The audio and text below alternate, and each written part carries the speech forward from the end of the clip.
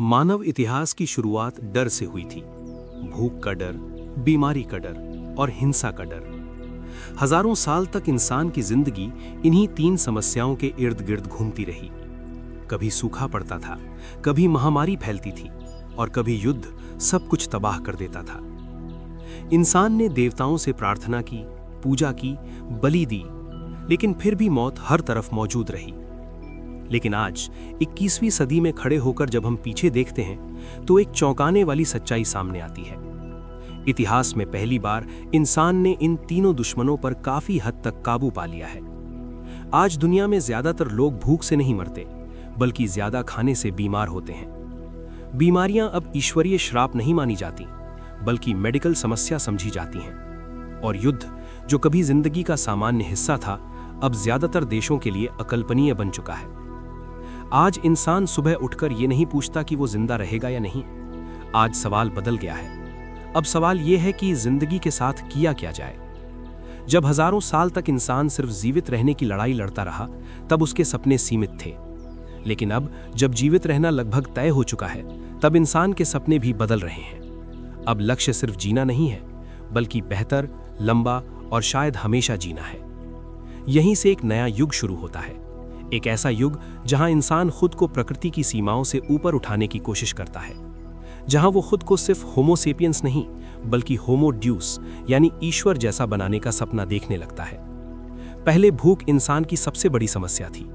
इतिहास के ज्यादातर हिस्से में लोग उस रेखा के बेहद करीब रहते थे जहां से नीचे जाने का मतलब मौत था। थोड़ी सी फसल खराब हुई, थोड़ा सा मौसम बिगड़ा और पूरा गांव भूख से मर सकता था। राज्य कमजोर थे, तकनीक सीमित थी और भोजन को एक जगह से दूसरी जगह पहुंचाना लगभग असंभव था। आज स्थिति पूरी तरह बदल चुकी है। आज भंडारण है, ट्रांसपोर्ट है, ग्लोबल ट्रेड है। अगर किसी देश में फसल खराब होती है तो दूसरा देश अनाज भेज सकता है। आज दुनिया में भुखमरी प्राकृतिक आपदा से कम और राजनीतिक असफलता से ज्यादा जुड़ी है। बीमारियों का हाल भी कुछ ऐसा ही है। एक समय था जब लोग नहीं जानते थे कि बीमारी होती कैसे है। उन्हें लगता था कि हवा खराब है, देवता नाराज है या कोई अदृश्य शक्ति हमला कर रही है। लोग बैक्टीरिया और वायरस के अस्तित्व की कल्पना भी नहीं कर सकते थे।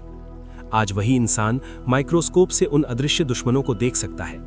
टीके, एंटीबायोटिक्स और आधुनिक चिकित्सा ने करोड़ों जानें बचाई हैं। ऐसी बीमारियां जिनसे कभी पूरा शहर खाली हो जाता था, आज कुछ हफ्तों में काबू में आ जाती हैं।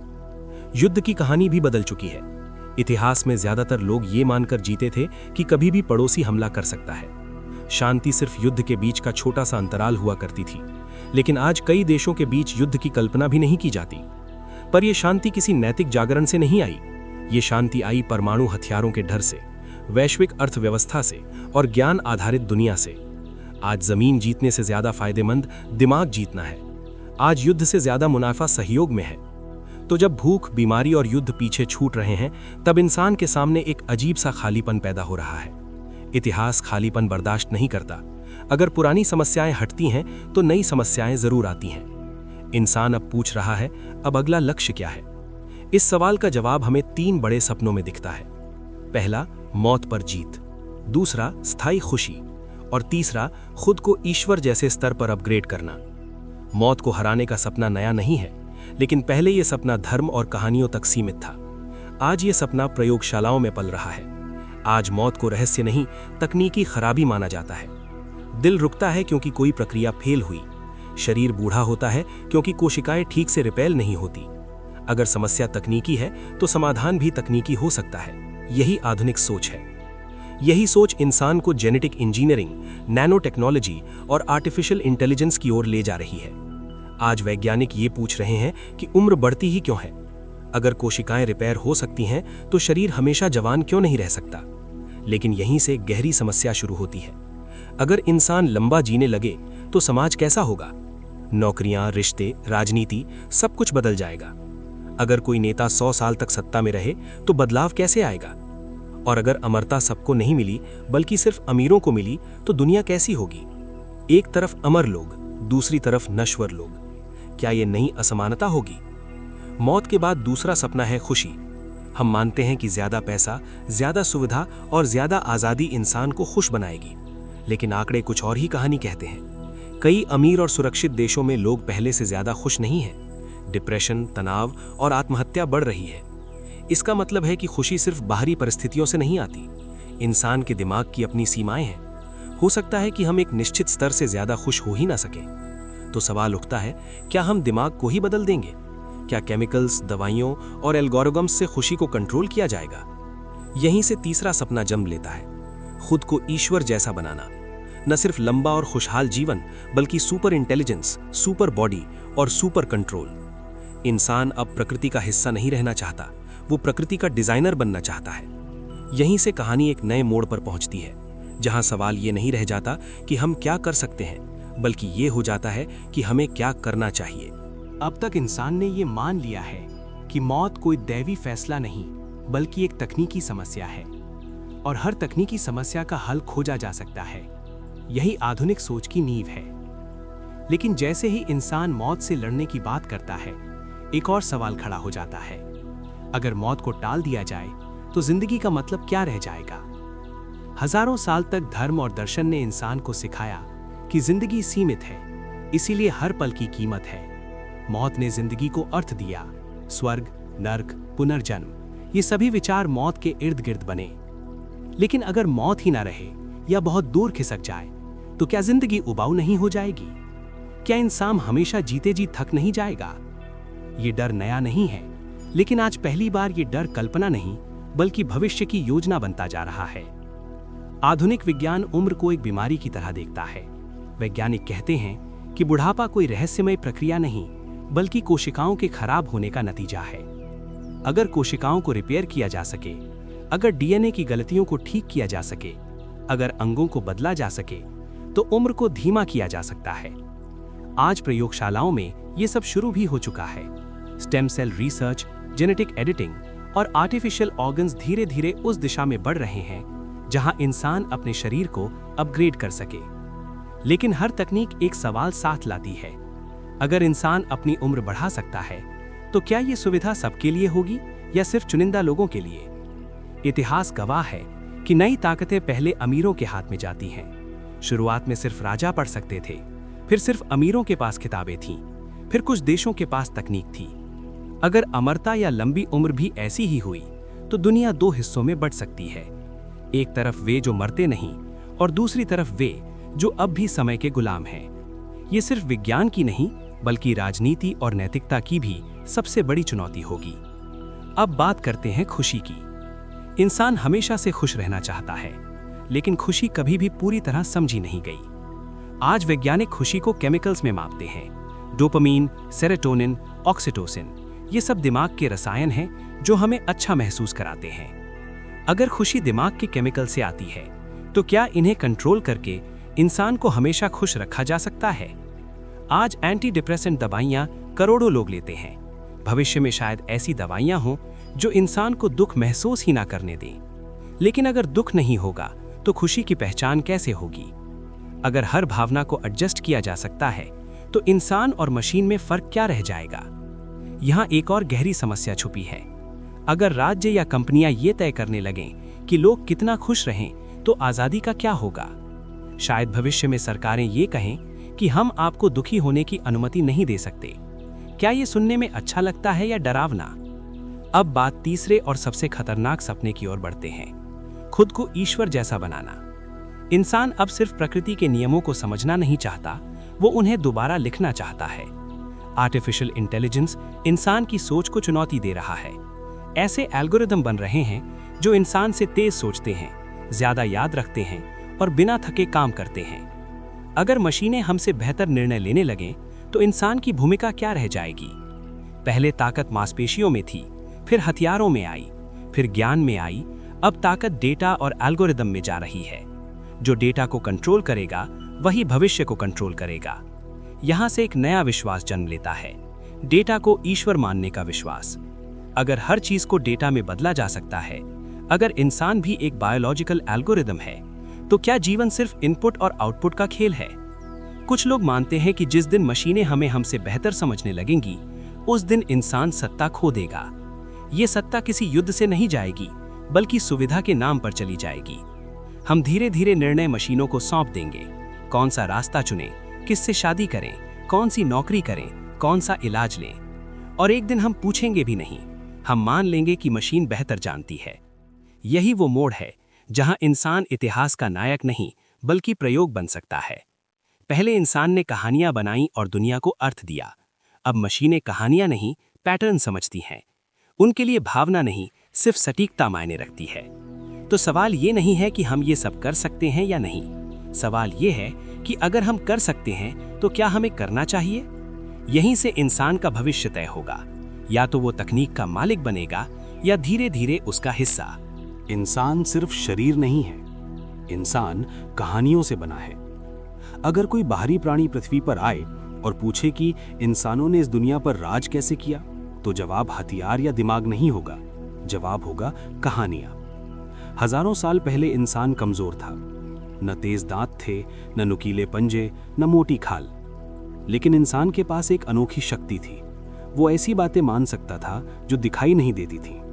देवता, आत्माएं, राष्ट्र, पैसा, कानून, ये सब भौतिक वस्तुएं नहीं हैं, लेकिन इंसान इनके लिए जीता है, मरता है और लड़ता है। यही कल्पना की शक्ति इंसान को जानवरों से अलग बनाती है। जब हजारों लोग एक ही कहानी पर विश्वास करते हैं तो वे मिलकर कुछ भी बना सकते हैं, राज्य, सेना, बाजार और सभ्यता। पहले लोग आत्माओं और देवताओं की कहानियां मानते थे।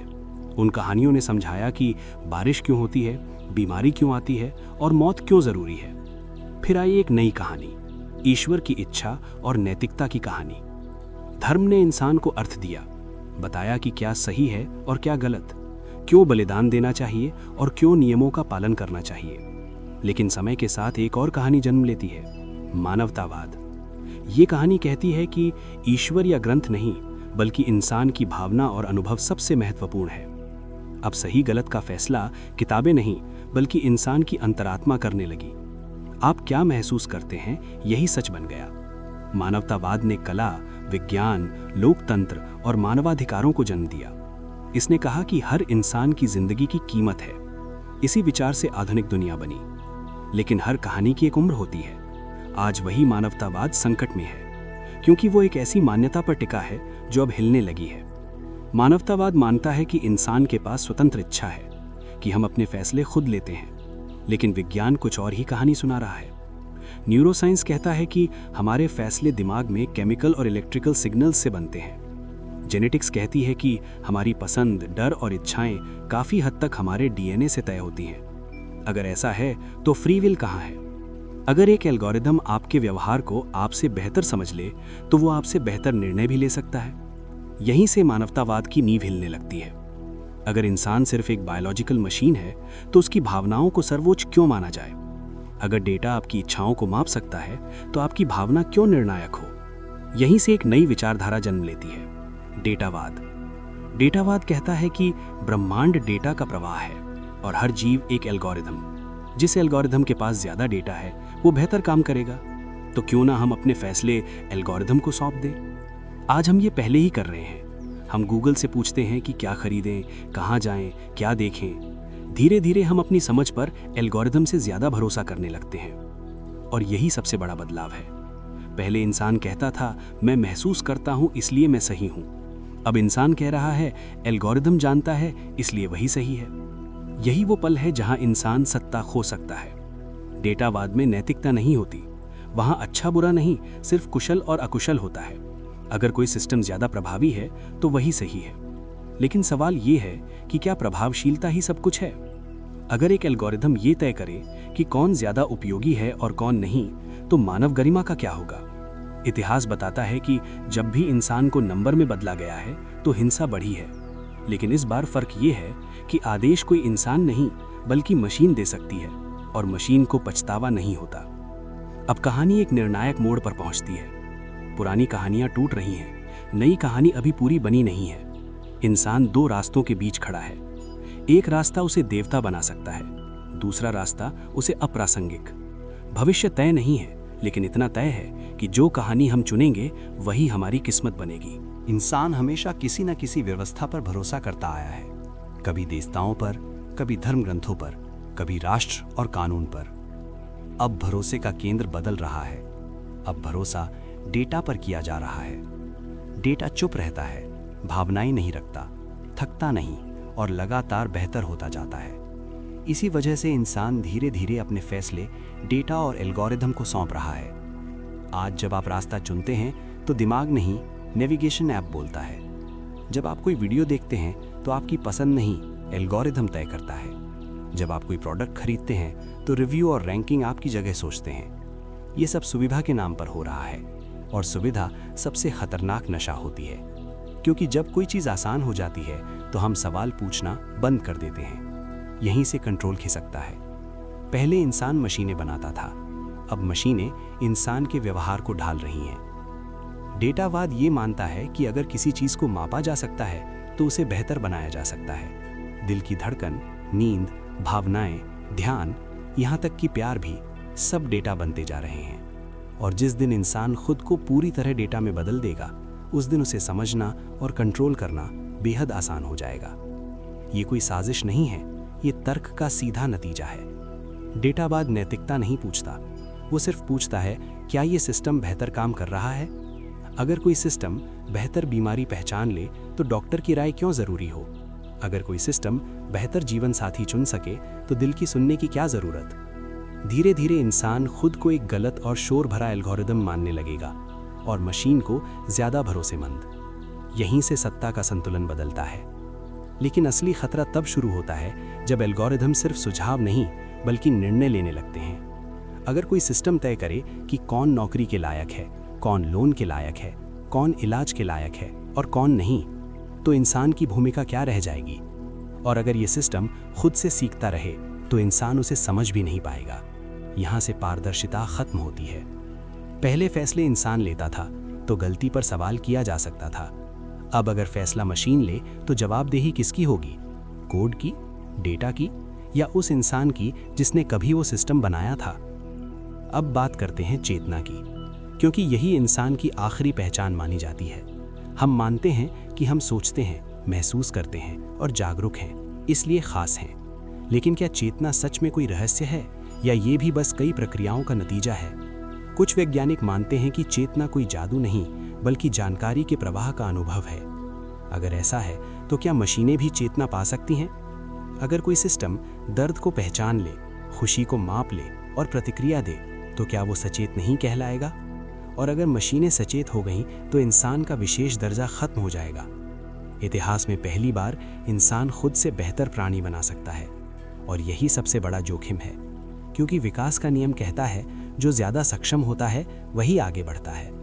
अगर इंसान से ज़्यादा सक्षम कोई और बुद्धि पैदा हो गई तो इंसान पिछड़ सकता है। ये प्रक्रिया अचानक नहीं होगी, ये धीरे धीरे होगी, बिना युद्ध के, बिना विद्रोह के, बिना आवाज़ के। बस एक दिन इंसान महसूस करेगा कि फैसले उसके हाथ में नहीं रहे, और तब शायद बहुत देर हो चुकी होगी। लेकिन अभी कहानी खत्म नहीं हुई है। अभी इंसान के पास चुनाव है। वो चाहे तो तकनीक का उपयोग करे लेकिन उसे सौंप न दे। वो चाहे तो डेटा का लाभ ले लेकिन खुद को डेटा में न बदले। ये लड़ाई मशीनों के खिलाफ नहीं है, ये लड़ाई लापरवाही के खिलाफ है। क्योंकि सबसे खतरनाक भविष्य वो नहीं होता जो हमें डराता है, बल्कि वो होता है जो हमें बहुत आरामदायक लगता है। इतिहास में हर तकनीकी क्रांति ने समाज को बदला है, लेकिन इस बार बदलाव सिर्फ काम करने के तरीके का नहीं है, बल्कि इंसान की उपयोगिता का है। पहले मशीनें इंसान की ताकत बढ़ाती थीं। हल ने किसान की मदद की, भाप इंजन ने मजदूर की ताकत बढ़ाई, कंप्यूटर ने दिमाग को तेज किया।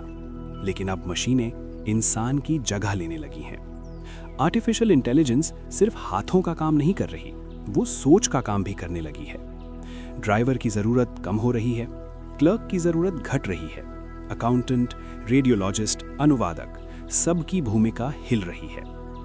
पहले जब कोई पेशा खत्म होता था तो नया पेशा पैदा हो जाता था, लेकिन इस बार सवाल अलग है। अगर मशीनें सीख सकती हैं, खुद को सुधार सकती हैं और इंसान से तेज अनुकूलन कर सकती हैं, तो इंसान क्या सीखेगा? यहीं से एक नया वर्ग पैदा होने का खतरा है, बेकार वर्ग। ये वर्ग आलसी नहीं होगा, ये वर्ग मूर्ख भी नहीं होगा, ये वर्ग बस अप्रासंगिक होगा। उनके पास ना तो मशीनों से बेहतर ताकत होगी, न तेज सोच, न सस्ता श्रम। तो समाज उनके साथ क्या करेगा? इतिहास में बेरोजगारी अस्थायी होती थी, लेकिन अगर अप्रासंगिकता स्थायी हो गई तो समस्या कहीं गहरी होगी। राज्य कह सकता है हम सबको न्यूनतम आय देंगे, खाना, इलाज और मनोरंजन मिलेगा। लेकिन सवाल ये है, क्या सिर्फ जिंदा रहना काफ़ी है? अगर इंसान को ये एहसास हो जाए कि दुनिया को उसकी ज़रूरत नहीं है, तो उसका आत्मसम्मान क्या होगा? काम सिर्फ पैसे के लिए नहीं होता, काम पहचान देता है, काम जीवन को अर्थ देता है। अगर वो अर्थ चला गया तो खालीपन बढ़ेगा। शायद भविष्य में लोग वर्चुअल दुनिया में भागने लगें, गेम्स, सिमुलेशन और आर्टिफिशियल अनुभवों में। अगर असली दुनिया में आपका कोई महत्व नहीं, तो नकली दुनिया ज्यादा आकर्षक लगेगी, लेकिन ये भी एक तरह की हार होगी। अब बात करते हैं असमानता की। तकनीक बराबरी नहीं लाती, वो फर्क बढ़ाती है। जो लोग तकनीक को कंट्रोल करते हैं वे असाधारण ताकत हासिल करेंगे, और जो नहीं कर पाएंगे वे पीछे छूटते जाएंगे। ये फर्क सिर्फ पैसे का नहीं होगा, ये फर्क होगा शरीर और दिमाग का। अगर कुछ लोग अपने शरीर और दिमाग को अपग्रेड कर पाए और बाकी नहीं, तो इंसान दो प्रजातियों में बंट सकता है। एक तरफ सुपर इंसान, दूसरी तरफ सामान्य इंसान। और इतिहास बताता है कि जब भी ऐसा फर्क बना है तो शोषण हुआ है। इस बार फर्क स्थायी हो सकता है, क्योंकि जैविक बदलाव पीढ़ियों तक चल सकते हैं। अब लोकतंत्र भी खतरे में पड़ सकता है। लोकतंत्र इस मान्यता पर टिका है कि हर इंसान की आवाज की कीमत है। लेकिन अगर कुछ लोग ज्यादा बुद्धिमान, ज्यादा सक्षम और ज्यादा अपग्रेडेड हों, तो क्या उनकी आवाज ज्यादा वजनदार नहीं होगी? क्या वोट सबका बराबर रहेगा? और अगर एल्गोरिदम बेहतर फैसले ले सकते हों, तो जनता की राय क्यों पूछी जाए? धीरे धीरे सत्ता लोकतंत्र से टेक्नोक्रेसी की ओर खिसक सकती है, जहां फैसले डेटा, मॉडल और भविष्यवाणियां लेंगी और इंसान सिर्फ पालन करेगा। लेकिन यहां एक आखिरी सवाल बचता है, अगर सब कुछ मशीन तय करेगी तो इंसान क्या रहेगा? क्या इंसान सिर्फ एक उपभोक्ता होगा, या सिर्फ एक डेटा पॉइंट, या फिर इंसान खुद को फिर से परिभाषित करेगा? इतिहास में हर संकट नया विचार लेकर आया है। ये संकट भी वैसा ही हो सकता है, लेकिन इसके लिए हमें पहले ये मानना होगा कि तकनीक तटस्थ नहीं होती, वो उसी दिशा में जाती है जिस दिशा में हम उसे जाने देते हैं। भविष्य अपने आप नहीं बनेगा, उसे चुना जाएगा। अब सवाल ये नहीं है कि तकनीक कितनी तेज होगी, सवाल ये है कि इंसान खुद को कितना समझ पाएगा। क्योंकि जो सभ्यता बाहरी दुनिया को बदलने में माहिर हो जाती है, लेकिन अंदर की दुनिया को नहीं समझ पाती, वो खुद की बनाई ताकत से ही कुचल दी जाती है। इंसान ने ब्रह्मांड के नियम समझ लिए, लेकिन अपने मन के नियम नहीं समझ पाए।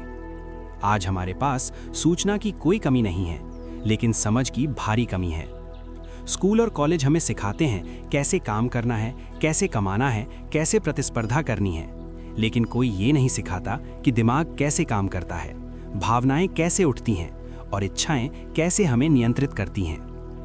भविष्य की सबसे जरूरी शिक्षा कोडिंग नहीं होगी, बल्कि चेतना की समझ होगी। क्योंकि जो इंसान अपने विचारों को नहीं समझता, वो आसानी से एल्गोरिदम का शिकार बन जाता है। अगर कोई सिस्टम आपकी कमजोरी पहचान ले, आपके डर को समझ ले और आपकी आदतों को पढ़ ले, तो वो आपको बिना जोर जबरदस्ती कंट्रोल कर सकता है। आज विज्ञापन यही कर रहे हैं, कल सरकारें और कंपनियां इसे और बेहतर करेंगी। इसलिए असली आजादी बाहरी विकल्पों में नहीं, भीतरी जागरूकता में है। अब शिक्षा का उद्देश्य बदलना होगा। सिर्फ नौकरी के लिए तैयार करना काफी नहीं होगा, इंसान को अनिश्चितता के लिए तैयार करना होगा। क्योंकि भविष्य में एक ही पेशा पूरी जिंदगी नहीं चलेगा, एक ही पहचान काफी नहीं होगी। लचीलापन सबसे बड़ी ताकत बनेगा, सीखते रहना, छोड़ते रहना और खुद को फिर से गढ़ते रहना। लेकिन मशीनों से आगे एक चीज ऐसी है जिसमें इंसान अब भी अनोखा है, अनुभव। मशीनें गणना कर सकती हैं, वे पैटर्न पहचान सकती हैं, लेकिन वे अनुभव नहीं करती। दर्द, प्रेम, भय, आशा, ये सिर्फ डेटा नहीं है, ये जिए गए अनुभव हैं। अगर इंसान इन अनुभवों को समझना सीख ले, तो वो तकनीक का उपयोग कर सकता है, लेकिन उसमें खो नहीं जाएगा। यहाँ ध्यान और आत्म जागरूकता की भूमिका आती है। इतिहास में ध्यान धार्मिक अभ्यास था, भविष्य में ये मानसिक सुरक्षा प्रणाली बन सकता है। क्योंकि जो इंसान अपने ध्यान को नियंत्रित नहीं कर सकता, उसका ध्यान कोई और नियंत्रित कर लेगा। भविष्य की लड़ाइयाँ भूमि या संसाधनों के लिए नहीं होंगी, वे ध्यान और चेतना के लिए होंगी। कौन आपका ध्यान खींच सकता है, कौन उसे रोक सकता है और कौन उसे दिशा दे सकता है।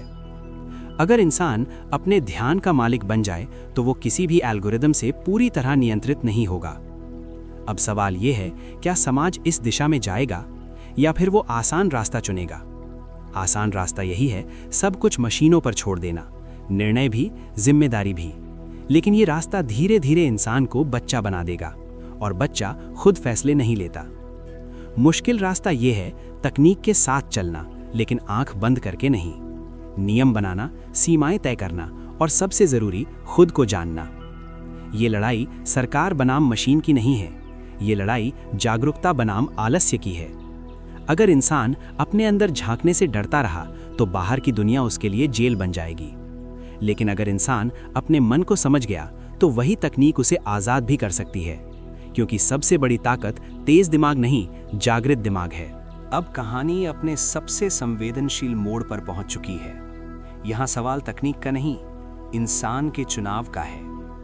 इतिहास हमें ये भ्रम देता है कि बदलाव अपने आप होते हैं, लेकिन सच ये है कि हर मोड़ पर इंसान ने कुछ चुना है और उसी चुनाव ने दिशा तय की है।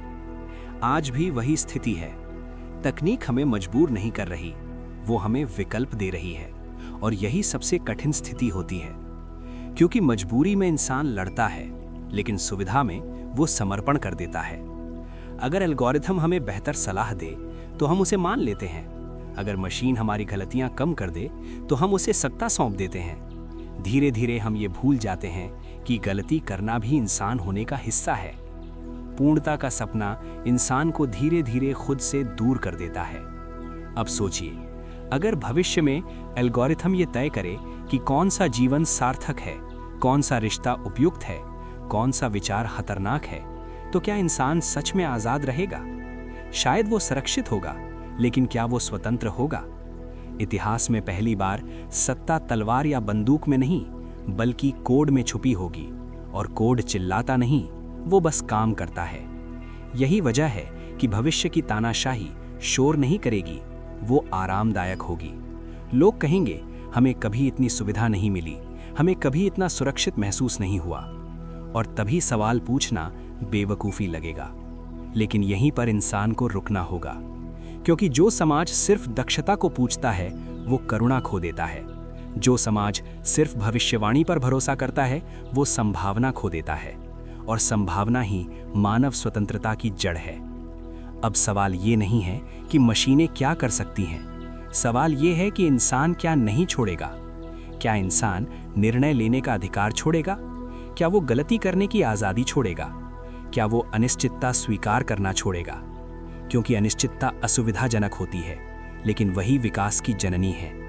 अगर सब कुछ तय हो गया तो सीखना बंद हो जाएगा, अगर सीखना बंद हुआ तो इंसान ठहर जाएगा, और जो ठहर गया वो इतिहास बन जाता है।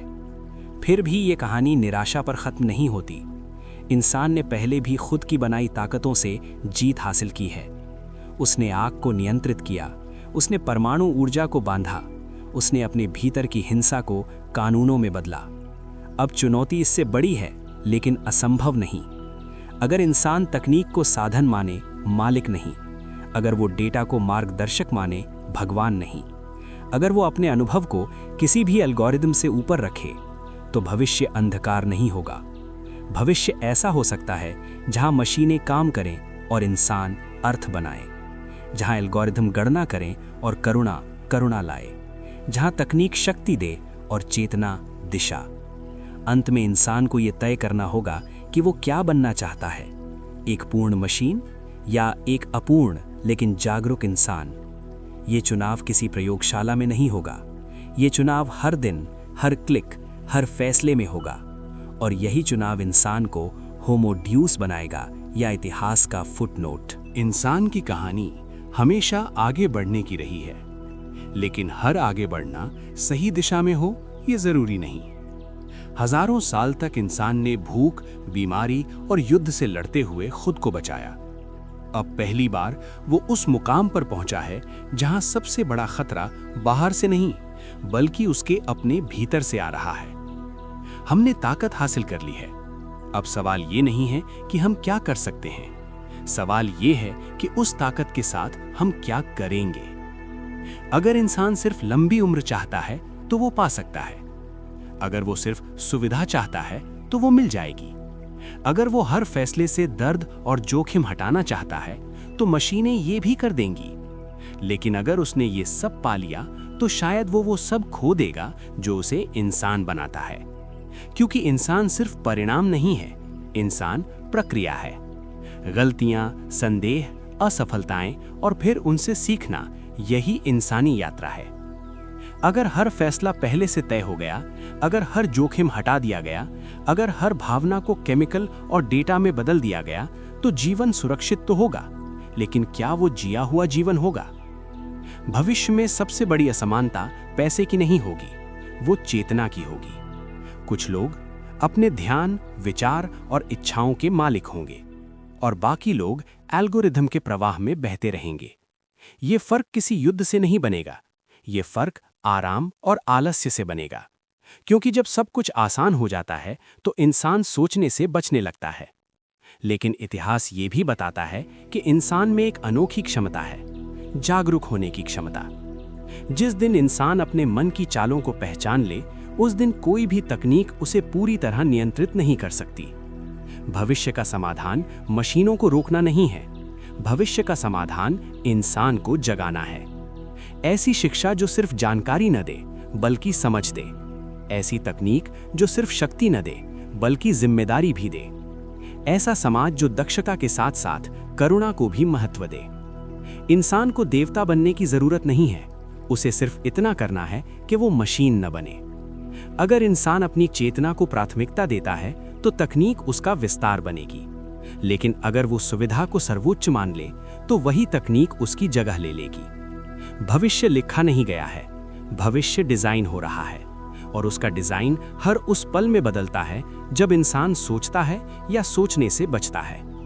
इंसान के सामने आज भी वही पुराना सवाल है, सत्ता या समझ, नियंत्रण या चेतना, देवता बनने की दौड़ या इंसान बने रहने का साहस। यही चुनाव आने वाली सदियों की दिशा तय करेगा। अगर आपको ये ऑडियो बुक पसंद आई हो, अगर इसने आपको सोचने पर मजबूर किया हो, तो इसे लाइक करें, अपने दोस्तों के साथ शेयर करें और चैनल को सब्सक्राइब जरूर करें। क्योंकि आने वाला समय सबसे ज्यादा उसी इंसान का होगा जो जागरूक है। मिलते हैं अगली सोच के साथ।